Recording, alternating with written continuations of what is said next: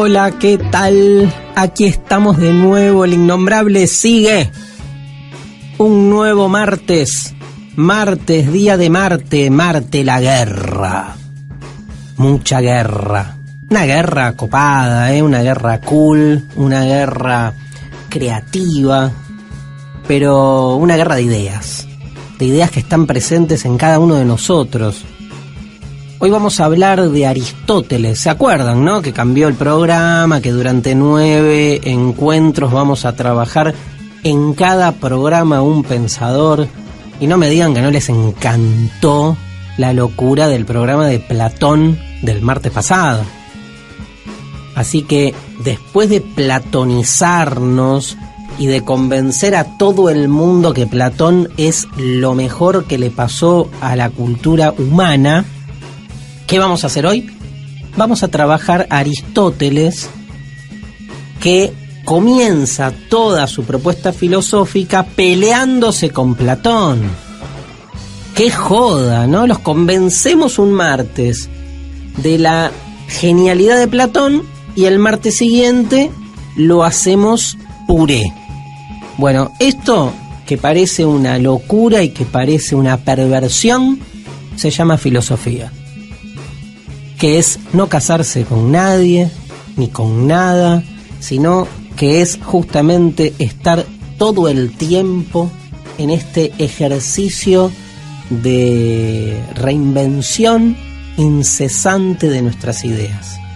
Y más cuando algo nos termina de convencer, poder animarnos a salirnos de esa tranquilidad que nos brinda la certeza, poner todo en incertidumbre y seguir buscando, seguir preguntando. El caso de hoy es un caso fantástico al respecto porque, como les decía, Aristóteles comienza a manifestar los inicios de su pensamiento en una clara revuelta intelectual contra su maestro, que fue Platón. O sea, está bueno acceder al pensamiento de Aristóteles a través de su pelea con Platón, de la diferencia que marca Aristóteles del pensamiento platónico. Para tan importantes fueron Platón y Aristóteles en relación al resto de los pensadores griegos. Bueno, la cuestión de la importancia es rara, ¿no? Es rara. ¿Qué significa ser importante? Hoy vamos a entrevistar en el programa a Rubén Dri, uno de los más excelsos pensadores argentinos de la actualidad, y vamos a ver de qué manera evalúa hoy la contemporaneidad de algún modo de Aristóteles, y por lo tanto, digamos, su influencia y su importancia desde la antigüedad hasta nuestros días. ¿Qué hace importante a un filósofo? Vieron que Platón y Aristóteles son como Boca River, ¿no? Y sin embargo, digamos, campeón sale Newell's, Lanús, Estudiantes de La Plata, ¿no? Perdón, no que me meta en otros temas, pero me parece interesante esto, digamos, de dónde esta centralidad de Platón y Aristóteles en relación al resto de los pensadores. Hay un pensador del siglo XX llamado Alfred Whitehead que en uno de sus libros sostiene una hipótesis muy provocativa. Él dice: toda la filosofía se reduce al debate entre Platón y Aristóteles. El resto no es más que una nota a pie de página. O sea, lo que dice Whitehead es que si uno toma el listado de filósofos desde la antigüedad hasta ahora, se puede, así como en un pan y queso, agarrar y decir, bueno, a ver, Marx, aristotélico, Spinoza, platónico, Descartes, platónico, al revés, ¿no? Spinoza es más aristotélico que platónico. O sea, nadie dijo nada nuevo por fuera del debate que plantearon Platón y Aristóteles. Está todo ahí. Parece como algo excesivo y sin embargo hay mucho de verdad. No es que tomemos partido por esta verdad, pero es interesante analizar la historia de la filosofía desde la discusión entre Platón y Aristóteles y desde la posibilidad de excederla, de salirse de ella. Y termino esta introducción pidiéndoles que ingresen en sus ordenadores, como dirían en Madrid, y googleen el cuadro de Rafael llamado La Escuela de Atenas. En ese cuadro hay como un pórtico donde están dibujados todos los pensadores antiguos. En el centro, de una manera prominente y diferenciándose del resto, Platón y Aristóteles. El gesto de ambos, entendiendo el gesto corporal de ambos, entendemos la diferencia filosófica entre los dos. Porque Platón lo está mirando a Aristóteles y con el dedo señala al cielo, como diciendo, la verdad está más allá. Y Aristóteles, más joven, lo mira de costado y con su dedo señala la tierra, como diciéndole, no, si hay una verdad no está más allá, sino que está bien acá, bien adentro. Esto es El Innombrable, primera pausa del día de hoy, martes, un martes más, un martes de filosofía. El Innombrable, puro acontecimiento filosófico radial. Estamos en el segundo bloque del Innombrable de hoy, dedicado a Juan Carlos Aristóteles. Bueno, logré que se riera Mariana Collante, cosa...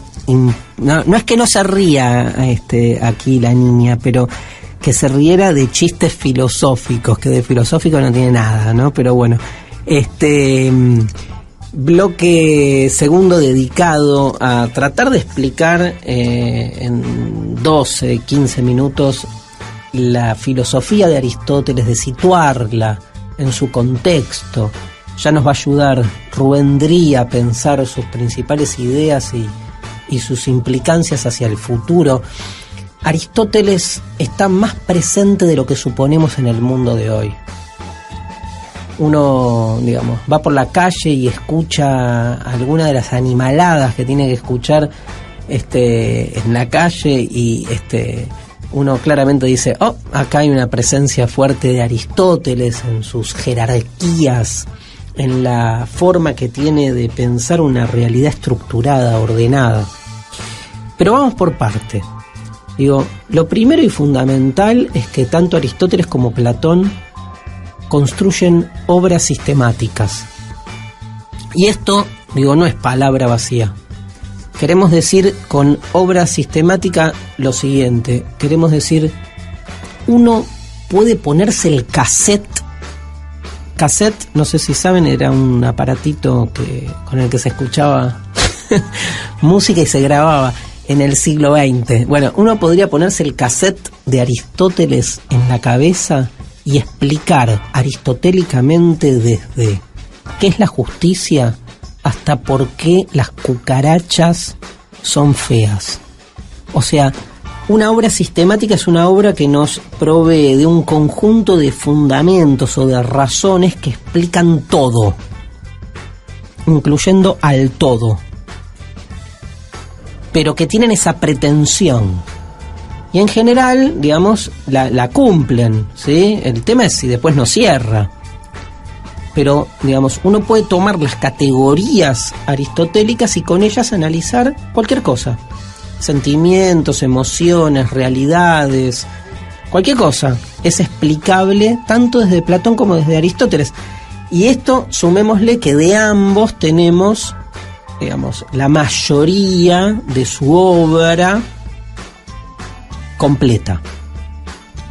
Saben que hay una discusión sobre libros de Aristóteles que se han perdido, pero en general se sabe que, digamos, han llegado hasta nosotros casi su obra completa, con lo cual, digamos, es una filosofía holística, ¿no? Que nos provee de una explicación de todo y de cualquier cosa. Ahora, en ese sentido, ambos, Platón y Aristóteles, nos proponen sistemas ordenados, explicaciones de todo que lo que buscan es que la realidad, al ser ordenada, tenga sentido. Digo, a ver, ¿cuál es la obsesión del ser humano con el orden? El orden básicamente lo que nos da es seguridad.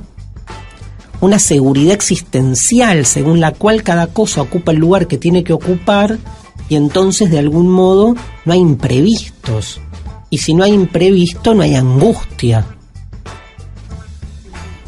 Entonces hay un ideal de la felicidad según el cual cuanto mejor entendamos la totalidad de las cosas y cuanto más ordenado esté el mundo, más seguros y tranquilos vamos a estar. Como si la felicidad tuviera que ver con la tranquilidad y nada más, que es otro debate, ¿no?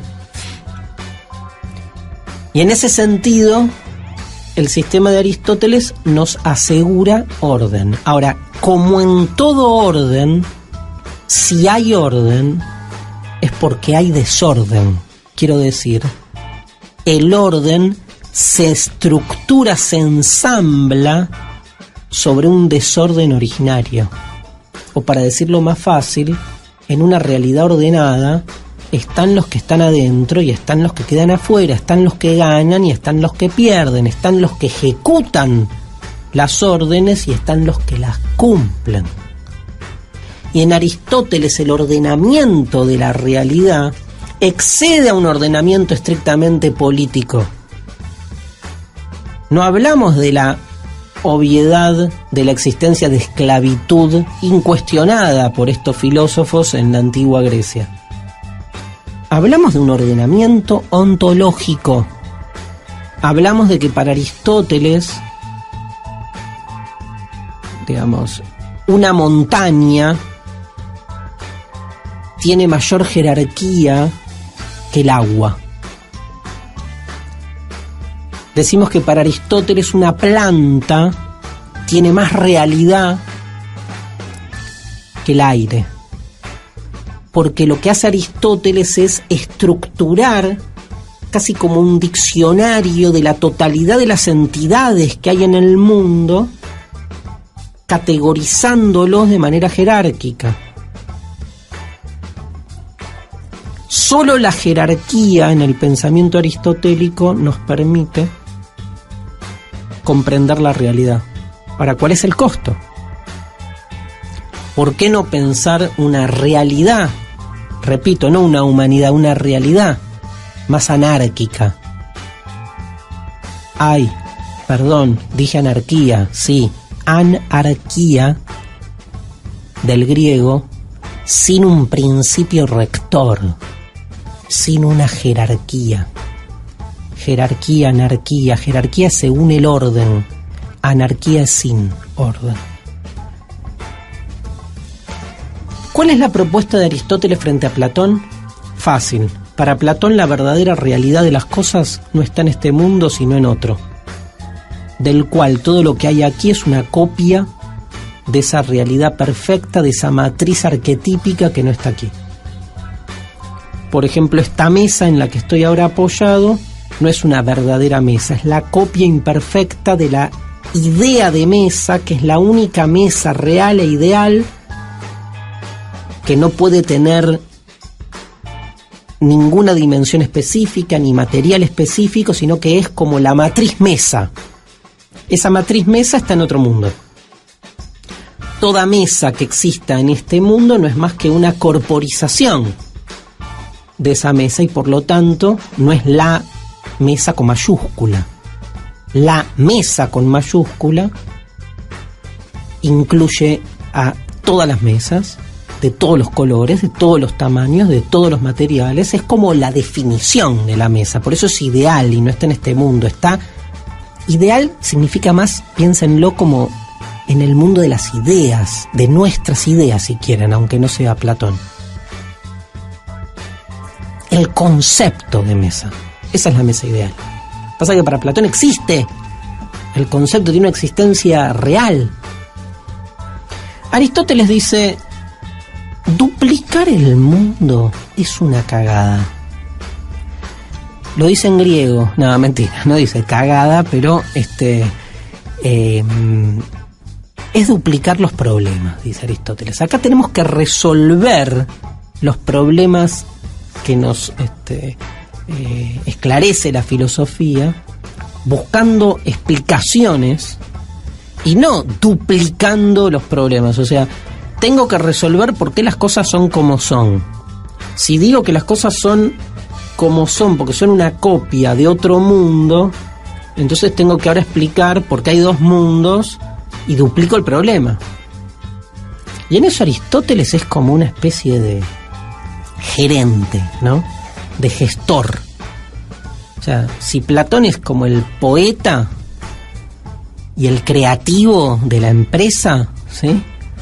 Aristóteles es el director ejecutivo, el que tiene ahí la libretita, hace números y resuelve. Y lo que nos va a decir Aristóteles es, todas las cosas son lo que son, porque en todas las cosas hay una presencia de una esencia común. O sea, si para Platón todas las mesas son mesas, porque todas derivan de una idea de mesa que está en otro mundo, para Aristóteles todas las mesas son mesas porque todas tienen en sí la esencia de mesa. Tienen algo que las hace ser mesa y no silla, las hace ser mesa y no piñata. ¿Por qué se me ocurrió piñata? Lo hablaré con mi psicóloga, que ya no tengo. Y esa esencia que todas las mesas comparten todas las mesas o todas las botellas o toda lo que sea, ¿no? Aristóteles lo llama sustancia.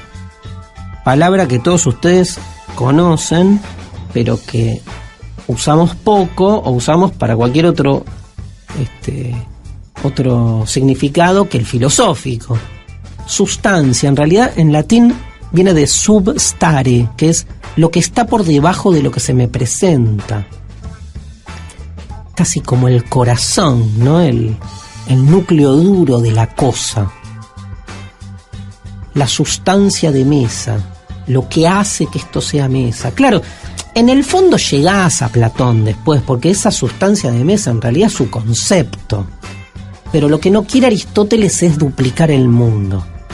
Y entonces se nos vuelve un pensador más materialista, de materia, ¿no? Se nos vuelve un pensador, como decía al inicio del programa, con el dedo puesto en la tierra. A partir de esta primera idea de la sustancia va a empezar a estructurar con distintas categorías formas de comprender el mundo. Hay categorías, dentro de las categorías está la sustancia, pero también están los accidentes. Por ejemplo, es una famosa distinción que hace Aristóteles, o la sustancia a sí mismo está conformada por materia y forma. Miren qué fuerte, ¿no? Para Aristóteles todas las cosas tienen materia y forma. Para Platón, justamente, la materia es parte de este mundo y la forma es parte del mundo ideal, que no es este. En cambio, en Aristóteles conviven materia y forma. ¿Qué es materia y forma? Bueno, esta misma mesa de la que hablamos, le vamos a tener que pagar a esta mesa derecho de autor, de tanto ser nombrada, pero esta mesa tiene una materia, que es la madera de la que está hecha, pero tiene forma, que es lo que hace que este pedazo de madera se transforme en una mesa y no en una silla, porque con esta misma cantidad de materia, que es la madera, saben que materia y madera significa lo mismo etimológicamente, podríamos hacer una silla o podríamos hacer una repisa o cualquier otra cosa. Entonces la forma es algo así como el espíritu de la cosa, que es lo que hace que esta mesa sea mesa. Ahora, ¿hay algo que no tenga materia o que no tenga forma? No. ¿Hay la forma pura? Sí, dice Aristóteles. Dios. Le vamos a preguntar a Adri, que es un especialista, ¿qué es ese Dios de Aristóteles? Entonces decía, esta sustancia que tiene materia y forma se diferencia de sus accidentes. O sea, que esta mesa sea marrón es accidental, no hace a la mesa. Puede ser verde y sigue siendo mesa. Su altura tampoco puede ser más baja y sigue siendo mesa. Todo lo que yo le puedo sacar a la mesa y que no, al sacárselo, la mesa siga siendo mesa, no hace a la sustancia, son accidentes. La sustancia es aquello que si yo le saco a la mesa no es más mesa. La desmeso. Estoy gracioso hoy. Esta realidad que diferencia sustancia y accidentes es clave en Aristóteles y empieza a ordenar toda la naturaleza de este modo. La naturaleza se convierte en un conjunto de sustancias con accidentes interpuestos. Pero todo esto da toda una visión del mundo. Sobre todo genera una concepción de la realidad estática, una concepción de la realidad jerárquica, una concepción de la realidad que nos brinda tranquilidad, pero que nos condena y nos obliga a un sentido, en principio, inmodificable. ¿Será así? ¿Cómo habrá seguido la filosofía? Hacemos la pausa y después ya está en línea nuestro amigo Rubén Dri para charlar un poco de Aristóteles, religión, cristianismo, Santo Tomás, política, marxismo y otros bueyes. El innombrable. Perspectiva embrujadora de la filosofía. El innombrable. La perspectiva diferente. Bueno, estamos aquí en un nuevo bloque de este programa de filosofía en radio que se llama El Innombrable, y como les anticipamos, tenemos en comunicación telefónica a un invitado de lujo. Muchos seguramente de ustedes o han asistido a sus clases, o han leído sus libros, o han escuchado a alguien que alguna vez les dijo: no sabes lo que son las clases de Rubén Dri.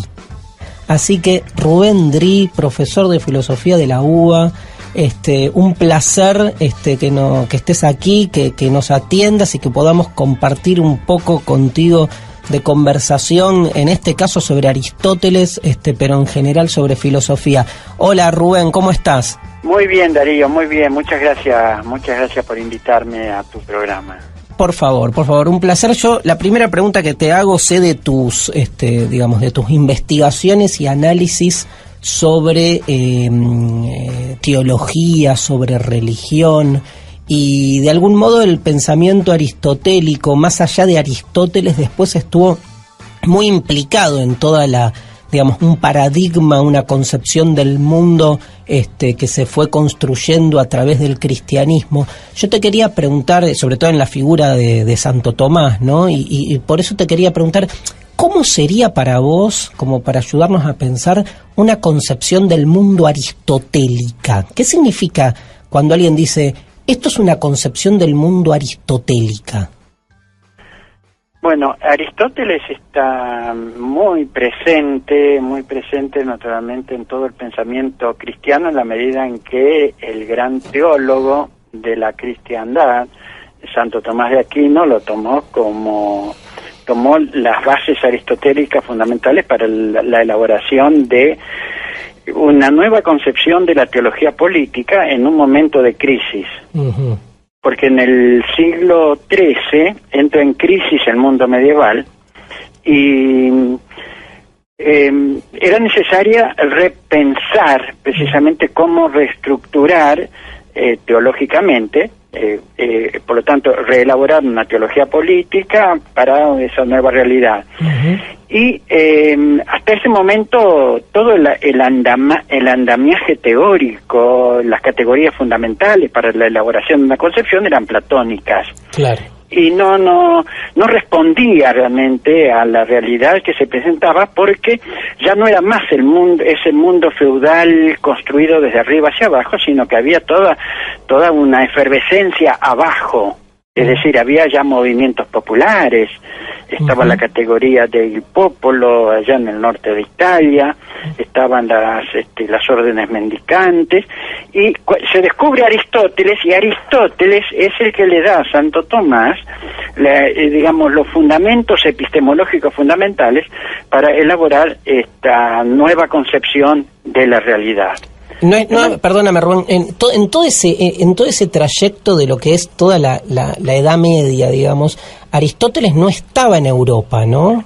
No estaba en Europa, claro, porque las obras fundamentales de Aristóteles no se conocía, la cristiandad no las conocía. Claro. Llegan a la cristiandad a través de los musulmanes, es decir, de hecho, la cultura musulmana estaba muchísimo más avanzada en ese momento que la cultura cristiana. Y entonces los textos aristotélicos tan importantes como, por ejemplo, toda la metafísica de Aristóteles, la política, recién se conocen entonces por allá por el siglo fines del siglo XII, en el siglo XIII, ¿no?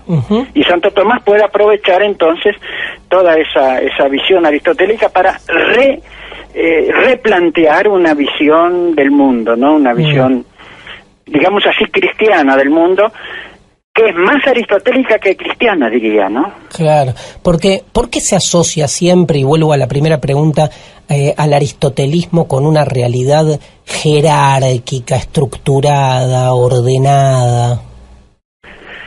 Bueno, porque la visión aristotélica es la visión de un mundo ordenado, ¿no? De hecho, todo el mundo está pensado desde abajo hacia arriba, en un proceso de construcción, de evolución, etcétera, que está regido siempre por ese pensamiento del pensamiento, o sea, por el teos, por el Dios, ¿no es cierto?, que todo lo atrae a sí mismo, ¿no? Entonces, esa concepción del Dios con que todo lo atrae hacia sí mismo, que es la fuente, digamos, de todo, que es la finalidad, que es el fin de todo el universo, es una concepción que le vino muy bien para repensar el cristianismo con esa concepción de Dios, ¿no? Y esa jerarquía que hay, entonces, no es una jerarquía que se plasme únicamente en lo humano, sino que es una jerarquía ontológica. O sea, para Aristóteles hay entidades que son superiores a otras, ¿no? Después se entiende por qué, obviamente, en la política esa jerarquía también se traduce. No, sí, todo el mundo está jerárquicamente ordenado en Aristóteles, ¿no? A través de las concepciones fundamentales de la materia y la forma, la potencia y el acto, ¿no? Claro. Es decir,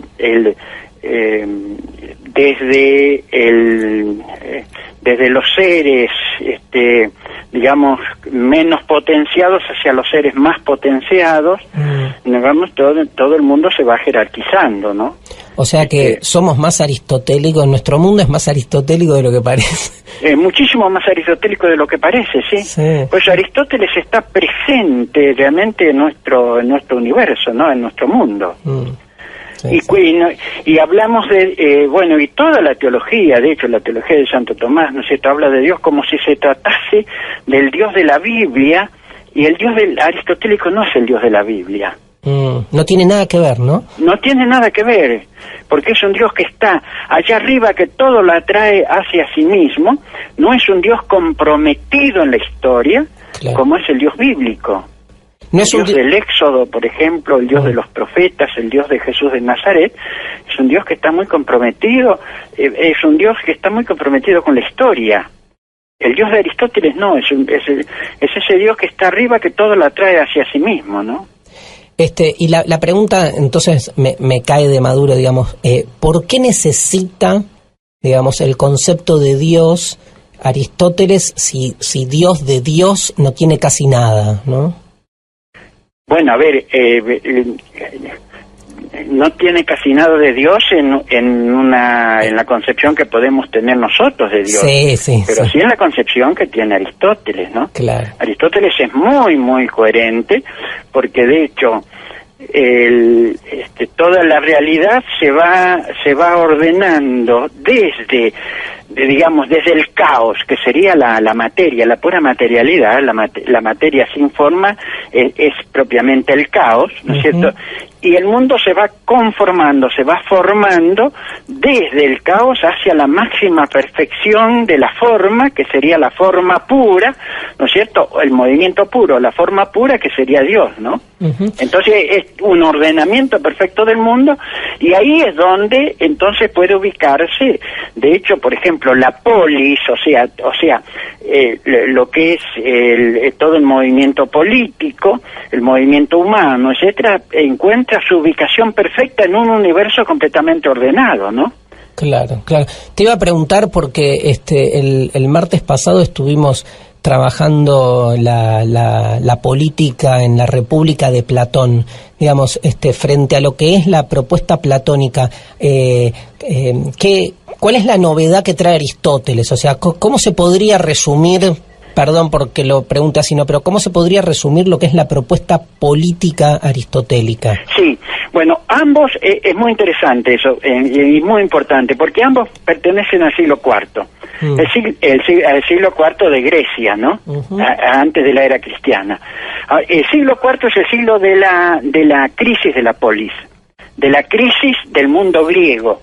Entonces, estos dos grandes pensadores están muy preocupados por eso, y toda su filosofía tiene que ver cómo solucionar ese problema de la crisis, ¿no? Y Platón pertenece estamentariamente, pertenece a lo que sería propiamente la aristocracia, ¿no? Lo piensa desde arriba hacia abajo, ¿no? Claro. Y entonces él piensa una nueva polis, una nueva sociedad completamente ordenada, pero construida a priori, construida con la idea de la justicia, con la idea de la perfección, ¿no es cierto? Esa sería la idea fundamentalmente platónica. Es parte de la idea, parte del concepto. En cambio, Aristóteles hace con sus equipos, hace una investigación, creo que son como 158 polis diferentes, que las investiga, y en base a esas investigaciones va analizando cuáles son los problemas que tienen las distintas polis, o sea, las distintas formas de construcción de la política, ¿no? Porque había polis aristocráticas, había democráticas, oligárquicas, etcétera, y cada una de estas tenía sus crisis especiales, ¿no? Claro. Y entonces Aristóteles trata de ver cómo se soluciona el problema de esas polis, ¿no? Y a su vez propone cuál sería propiamente la solución posible, ¿no? Es decir, porque él también tiene una utopía que la deriva de Platón, pero eso la deja de lado. Él construyó una utopía, pero cuando era todavía muy platónico, porque él fue discípulo de Platón. Claro. Después él elabora cuál es la polis posible, ¿no? ¿Y cómo es? Que la estructura en base a un sector social fundamental, que es lo que podríamos denominar nosotros la clase media, ¿no? Mirá vos. Para él sería, esa clase media sería propiamente la clase en la cual, alrededor de la cual debería estructurarse la polis, ¿no? Y esto está muy conectado, a su vez, con, es muy abarcativo el pensamiento de Aristóteles. Él lo conecta, toda esta concepción de la politeia, o sea, de la organización de la polis alrededor de la clase media, con las virtudes, a su vez, que él claro, plantea un cuadro de las virtudes, y precisamente siempre la virtud está en un punto medio, que es propio de la clase media, ¿no? No, sí, aparte está muy implicado, digamos, el pensamiento político con el ético en Aristóteles, ¿no? Muy implicado, sí. Completamente. Yo diría que incluso, en último término, la última finalidad de la polis debiera ser la producción del filósofo, ¿no? Claro. Es decir, hay dos maneras fundamentales, dos prácticas fundamentales que son propiamente humanas, que es la práctica política y la práctica, digamos así, teórica, la contemplación, ¿no? Que sería, digamos, la realización del ser humano más excelsa, ¿no? Te hago una última pregunta y te agradezco tu tiempo.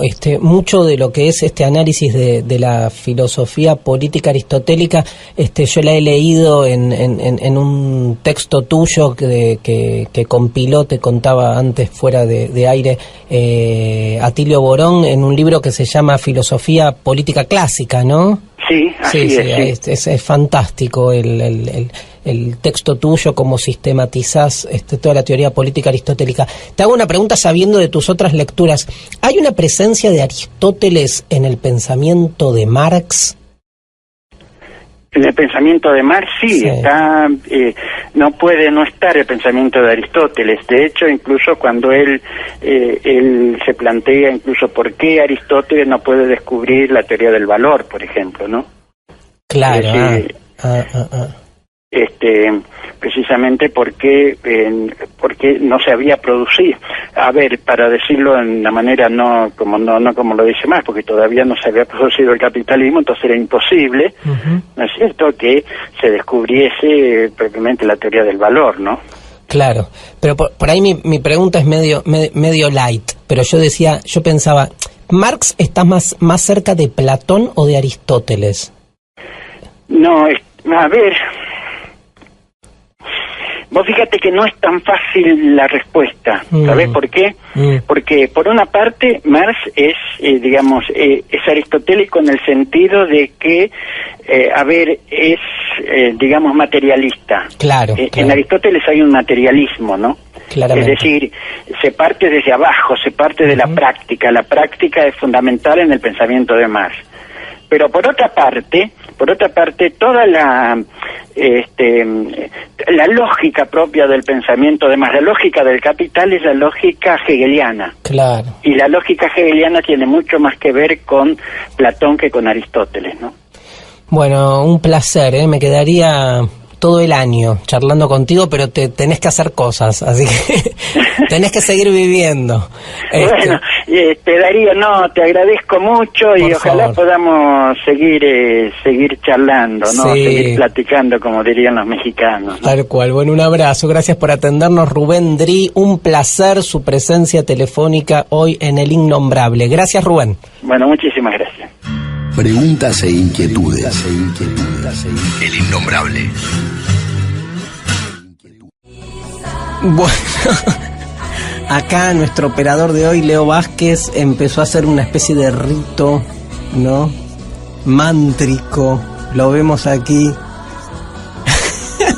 circulando. Leo, bienvenido, gracias por estar. Estuviste también en el programa de la semana pasada. Un placer. ¿Cómo te caen estos mantras? ¿Bien? Los usás permanentemente, ¿no? Para concentrarte. Bueno, tremendo. Igual tiene onda. Hay otros mantras que no se pueden seguir. La pregunta es obvia. ¿Qué tiene que ver esto con Aristóteles? Bueno, el tema es que aquí la amiga Mariana me cree cuando yo le digo busca algo relacionado con tierra, agua, aire y fuego, y ella, principio de autoridad, si esto tiene que ver con Aristóteles, tiene que ver. Bueno, tiene que ver con Aristóteles. Porque una de las famosas teorías físicas de Aristóteles es la idea de que en el fondo todo se origina o deviene o se puede descomponer en 4 elementos fundamentales: la tierra, el agua, el aire y el fuego. Estos 4 elementos son algo así como una tabla periódica de elementos químicos que, según la ciencia de la época, conformaban a los distintos cuerpos. Por ejemplo, no sé, este vaso que tengo acá en la mano, en realidad es una mezcla de estos 4 elementos. Y es sólido porque tiene más tierra que aire. Pero también tiene aire, aunque no lo veamos. Y así sucede con todos los cuerpos que hay en nuestra naturaleza. Todo es descomponible, se dice. Bueno, no sé. Todo puede descomponerse en los 4 elementos y de acuerdo a las proporciones de los elementos nos van dando entidades diferentes. Esta teoría de los 4 elementos impactó mucho, no es de Aristóteles, ya estaba en el pensamiento de Empédocles de Agrigento, viene de antes. Pero Aristóteles es quien la sistematiza, la hace famosa y después en general, digamos, toda la astronomía y física aristotélica, que es la forma en que los antiguos pensaban al mundo, la toman. También surge una famosa idea, les diría casi alquímica, del quinto elemento, ¿no? Esta idea de que si son 4 los elementos que constituyen los cuerpos de la Tierra, hay un quinto elemento que viene a ser como el elemento perfecto, el que no está limitado por las coordenadas terrenales, y por eso el que alcanza o posee el quinto elemento es una especie de Dios sobre la Tierra. Es muy... ¿qué palabra puedo usar? Es como... realmente encanta, es muy encantadora la teoría de los 4 elementos frente a un alumno del secundario que tiene que aprenderse de memoria los 130 y pico elementos de la tabla periódica. Esto es mucho más divertido. Pero bueno, se suele decir que la modernidad nos liberó, pero nos enclaustró a una profunda apatía. ¿Con qué seguimos? Seguimos con un partido de fútbol. ¡Upa! A ver...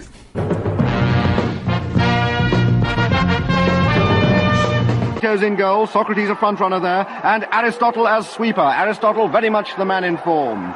One surprise is the inclusion of Archimedes. Bueno, a ver, el que no vio esto en YouTube realmente tiene grandes problemas, porque todo el mundo ha visto este sketch de los Monty Python en los cuales se produce el partido de fútbol de los filósofos alemanes por un lado. Leo, ¿lo viste? No, tenés problemas. Sí. Pero no por eso, no por eso. Y los griegos por el otro. Es una parodia muy divertida, donde cuando empieza el partido, como los filósofos se la pasan cuestionando y pensando todo, se cuelgan todos pensando y nadie le pega la pelota. Hasta que Arquímedes dice Eureka, se da cuenta qué carajo hay que hacer y entonces se va con la pelota y mete el gol. Quiero decir muchas cosas al respecto. Primero, Arquímedes no es filósofo. O sea que el tipo que logra sacar a la filosofía y llevarla a una ejecución práctica para que se produzca el gol es alguien que está mal acá. En el equipo de Grecia, por ejemplo, está Sófocles, que tampoco... O sea, el tipo que armó este sketch no podía revisar la Wikipedia y ver quién era pensador y quién no. Los alemanes son todos filósofos menos Beckenbauer. ¿Qué hace Beckenbauer? Por Dios, ¿qué hace Beckenbauer al lado de Schopenhauer, Schelling, Hegel? Beckenbauer es ese muchachito al que el gran filósofo argentino Carlos Salvador Vilardo le ganó la final del 86, no sé si se acuerdan. Sí, también, él nos ganó la del 90, bueno, no importa, nos olvidamos de esa parte de la historia. Pero es muy divertido y es una parodia que realmente pone en evidencia el lugar de la filosofía al que tanto se le critica y que es muy interesante repensar que es el lugar de la inutilidad, ¿no? O sea, nadie pudo hacer el gol. Lo último que tengo para decir es que Aristóteles en la formación de los griegos está de líbero. ¿Por qué? ¿No? Y si pensamos en todo el programa de hoy, sabemos por qué. Porque es aquel que propone la estructuración y el orden de lo real. ¿Ustedes piensan que el que escribió este guión lo pensó de este modo?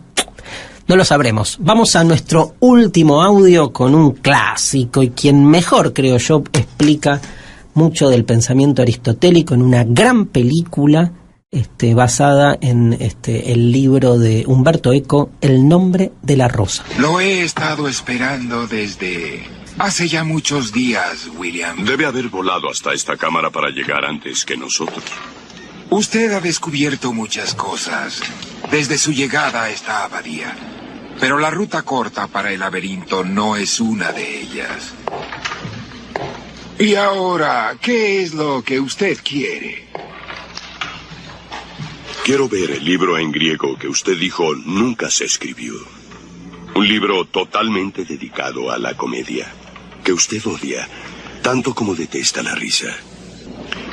Quiero ver la que probablemente es la única copia existente del segundo libro de las poesías de Aristóteles. Ah, William, qué magnífico bibliotecario habría sido usted. Aquí está su bien ganada recompensa. Léalo. Oje sus secretos. Usted ha ganado. Ahora vamos a discutir la forma en que la comedia estimula nuestra delicia en lo ridículo usando personas vulgares y sentir placer de sus defectos. Continúe, William. Léalo, léalo. Maestro, por favor, debemos darnos prisa. Si la luz es muy débil para usted, déselo al muchacho. Estoy seguro que puede leerlo. No quiero que mi fiel alumno dé vuelta a sus páginas envenenadas, no sin la protección de un guante como el que llevo puesto. Venerable hermano, hay muchos libros que hablan de la comedia. ¿Por qué le infunde tanto pavor? Es Aristóteles. Aristóteles. Bien, tantas cosas, podríamos dedicarle un programa entero a esta película. Ese muchachito que dijo maestro es Christian Slater, mi amor, chiquitito, con un casquito ahí, peinado.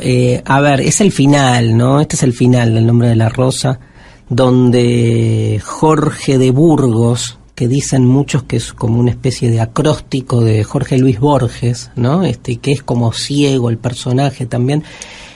Viene escondiendo en la abadía una obra que se dice que Aristóteles escribió y que está perdida, que es el tomo, digamos, la segunda parte de la Poética dedicada a la comedia, donde se supone que Aristóteles celebra y reivindica el lugar del humor y de la risa para el alma. ¿Qué pasa? Si se sabe esto, se cae la interpretación que hace de Aristóteles quien sostiene un pensamiento cristiano exactamente en las antípodas de la risa, de lo corporal, del placer, sino de un Santo Tomás que toma a Aristóteles para el pensamiento cristiano y que lo usa en realidad para todo lo contrario, para una vida más ordenada, prudente, mesurada. Si Aristóteles escribió un libro sobre la risa en el cual dice que la risa genera felicidad, la mitad de la doctrina cristiana se cae. Entonces, ¿qué hacen los curas? Lo esconden al libro o lo tratan de ocultarlo, de hacerlo perder. Pero Guillermo de Baskerville, interpretado en la película por Sean Connery, digamos, casi haciendo como que también es un cura, pero franciscano, y que viene con un deseo de conocimiento no dogmático, entra en esta pelea buscando el libro y lo encuentra. ¿Quieren saber cómo termina la trama? Vean la película o lean la novela, que es fantástica. Lo interesante acá es, digamos, aquello que nos ayudó Rubén Dría a pensar un poco, que es que el pensamiento de Aristóteles se convierte en la Edad Media en uno de los pilares del pensamiento cristiano. Y que la lectura que tenemos nosotros del cristianismo es una lectura, digamos, que no es directa ni inmediata. O sea, inmediata, no se olviden nunca, significa sin mediación, inmediata, que no tiene mediación.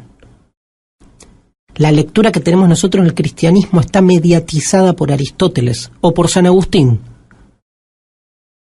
Esto es, en San Agustín, por Platón.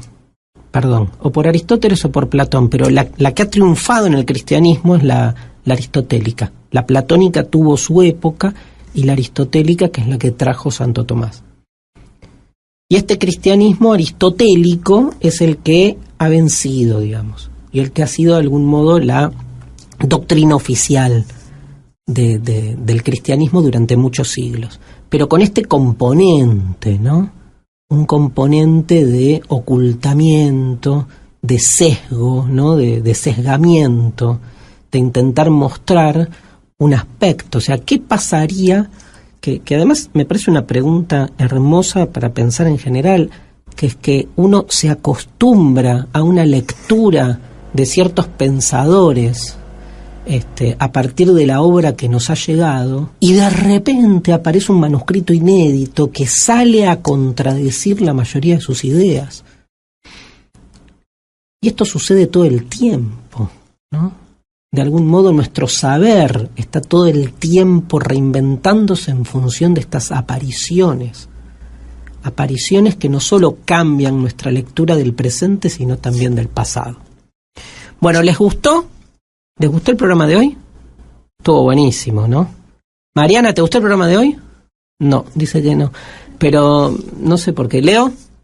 A Leo le encantó el mantra, que se lo llevó en un pendrive para su casa. Bueno, gracias a todos por estar acá. Hoy terminamos con la filosofía antigua.